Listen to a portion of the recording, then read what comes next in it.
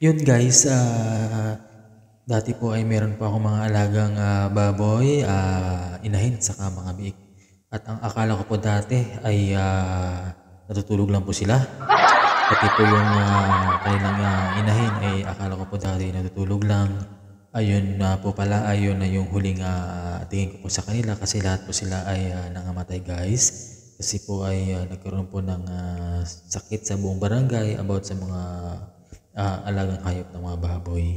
At yun, nakakalungkot kasi doon guys at nalugi po ako. At gayon pa man po, lahat po ng kulungan ay wala na pong laman ay napag-isipan ko po na magpatayo ng isang kulungan at ilagay po sa loob ng kulungan ng baboy.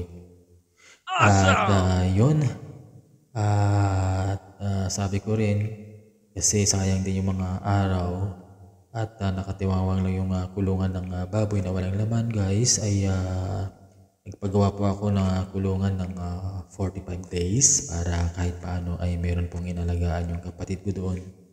Eh sayang naman po yung araw at panahon na may kulungan, wala na po laman.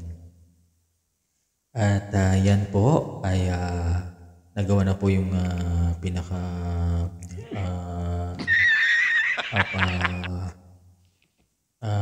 sahig niya at inayos na rin po ng kapatid ko kasama yung kanyang kaibigan.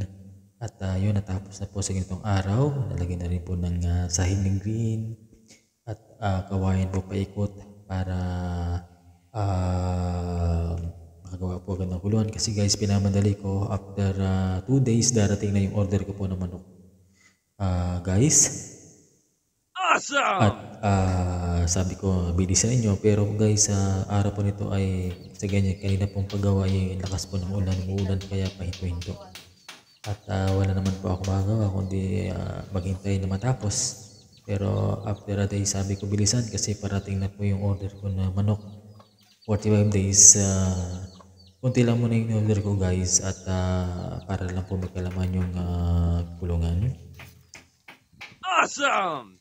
At yan after 3 days kasi umuulan patigil-tigil po yung gumagawa at sa ngayon po ay okay na at malapit na po siyang matapos.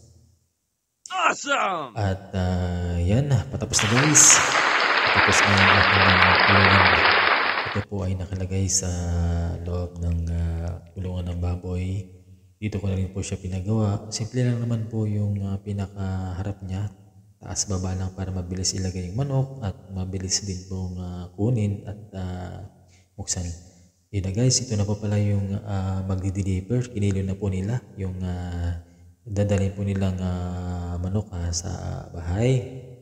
Sa kulungan po ilalagay at ayan na.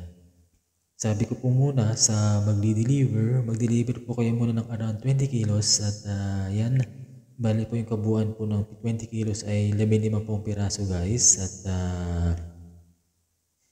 yan, kumakain na po sila. Nagatusan naman ako sa pambili ng pagkain kasi naglakas po ng kumain guys.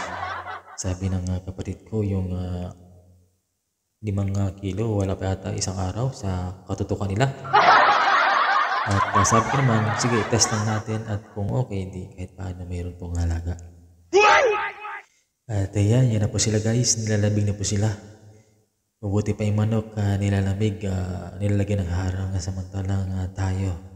Yung iba dyan, pag nilalamig, walang malang nag-harang. Ayan na guys, sa ganitong araw at meron lang po akong nagawa kahit paano video para sa aking YouTube. Ayan po sila guys, masaya yung mga manok ng bagong deliver guys. Diniliver po yan ay umuulan. May sipon nga daw po kasi ipabili rin po ako ng gamot at pagkain agad sa kanila. Yan yung pagkain nila. At kinakabahan ako baka mabilis maubos, wala na akong pambili.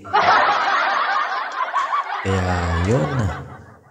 Maraming salamat po guys sa panonood dyan ng aking YouTube, okay? Thank you so much po sa lahat.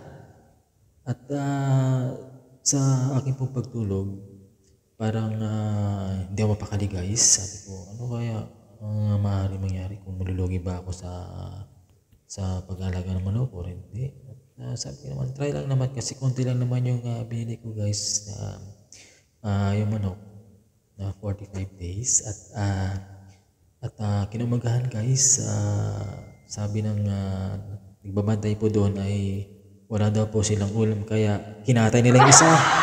At yan guys, nabawasan na po ng isa agad, hindi pa agad nabibenta, nabawasan na. So okay naman at basta ingatan lang po at bantayan ng nag-aalaga.